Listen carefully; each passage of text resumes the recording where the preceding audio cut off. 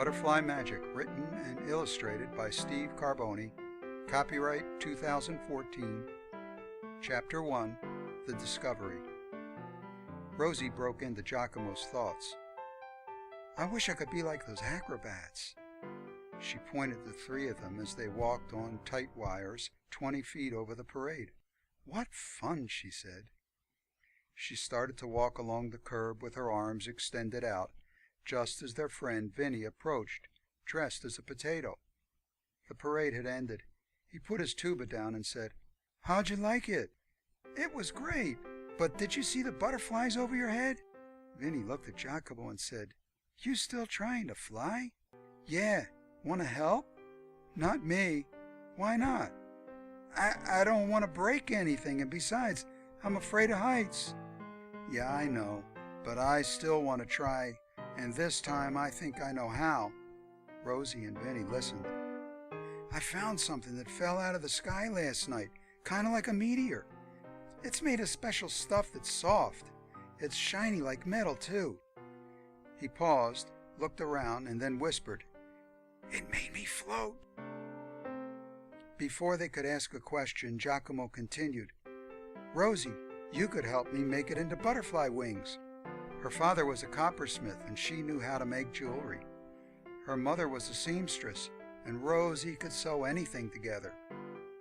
We could shape it with tools and needles, and maybe use bracelets to make a body to hold the butterfly wings together. If we could spin some thread out of the stuff, we could use it to sew some of the other parts together. Great! Then we could zoom to the beach. The beach? Well, I guess so.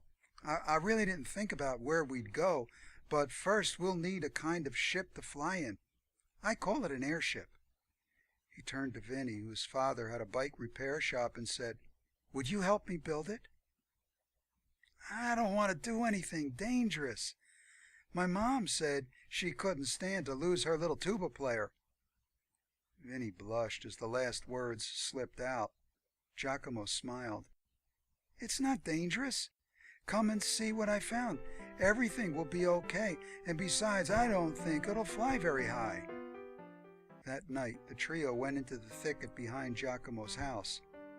The magic fabric was in a pile. It glowed when they approached. Giacomo was startled. Did you see that? It's like it knew we were here. Then he realized that what he had just said was spooky. He didn't want to frighten his friends. It's probably still hot from falling through the air. It's just giving off some energy like the hot coals after a fire. Giacomo knew that that wasn't so, but he needed their help, so he didn't say anything. He was happy to see that Vinny seemed to agree with Rosie. He didn't want to lose this chance to fly, even if it meant not being honest with his friends. Over the next 2 weeks, Vinny helped Giacomo build the airship. They used steel drums, bike parts, and other scraps that they got from Vinny's father's junk pile. On the planet Zeta, no one had ever flown in anything. They hadn't even seen airplanes or helicopters or anything like that. They didn't even have cars. For Giacomo, flying could only be done like butterflies. He knew birds could fly too, and he loved to watch them, but just like Grandma would say, butterflies seemed to have more fun at it. Rosie said that every time that she touched the fabric she felt as light as a leaf, and that it was hard to work like that. She experimented and discovered that a pair of her cotton gloves made it so that she could work without it bothering her. Rosie made the butterfly look real. She even sewed antennae and eyes on it. After one last stitch, she hung it by Giacomo's tree to wait until they finished the airship. Then an odd thing happened.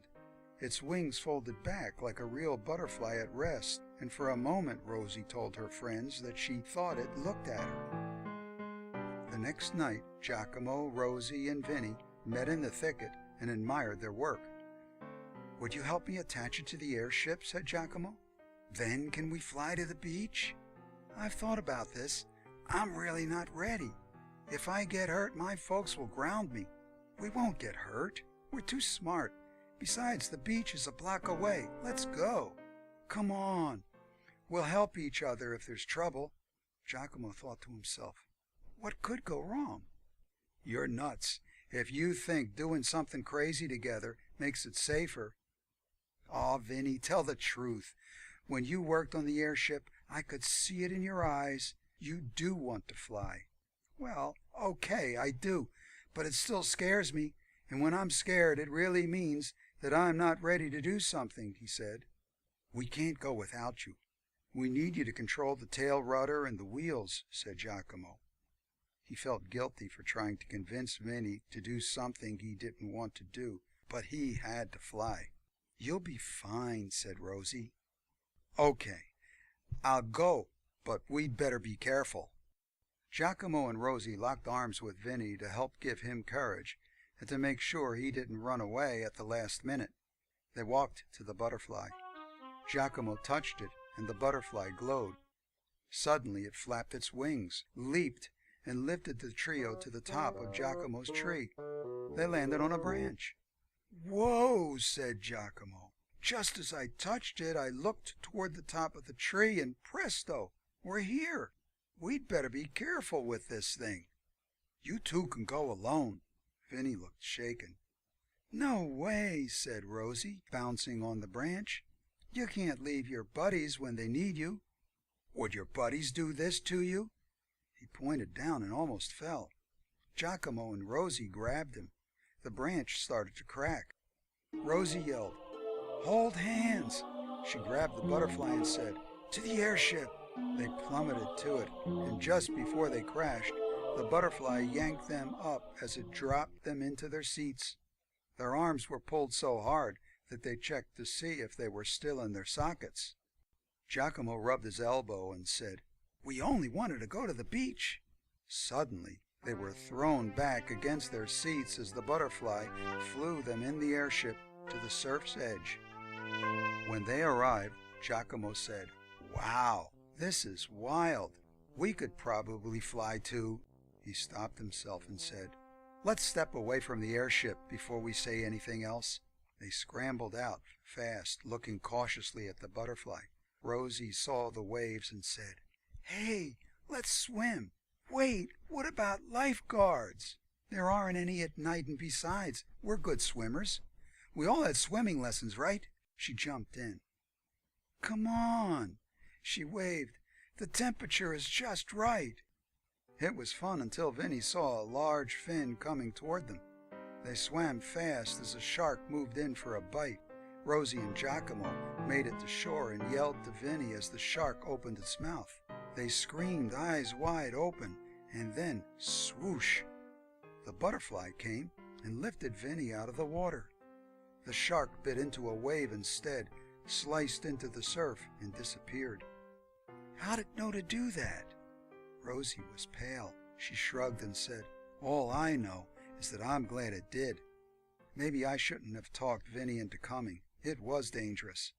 The butterfly placed Vinny down by his pals. I was almost a goner, he said, as he shook. Giacomo put his jacket around him and said, Let's get you home. You look weak. Vinny's two friends helped him to the airship. The butterfly knowingly lifted the airship, and they were back to the thicket in an instant. Then it left the airship, making circles as it flew away. Now we're really in for it. Who knows what that crazy thing is going to do, said Vinny. Giacomo was worried too. Giacomo and Rosie took Vinny home. He tossed Giacomo his jacket, gave a half-wave goodbye, and went in, still shivering. The two friends ran back to the thicket. They stumbled on a tree root in the dark. As they stood up looking for the butterfly, Giacomo said, Where can it be? He turned to Rosie and added, I was as scared as Vinny when we flew. It wasn't fun not knowing what I was doing, and now we've lost the butterfly. Goosebumps spread over their backs as something came from behind and picked them up. Then, before they could yell, it put them down again like feathers on a cloud. The butterfly was back. Giacomo looked at the glowing wings and said, We all need a rest. No more flying tonight. They were happy when the butterfly flew to the airship, looked back as they turned, and then softly folded its wings back. Then suddenly, it startled them as it did a backward flip in the air and then rested again, waiting to fly them to their next adventure.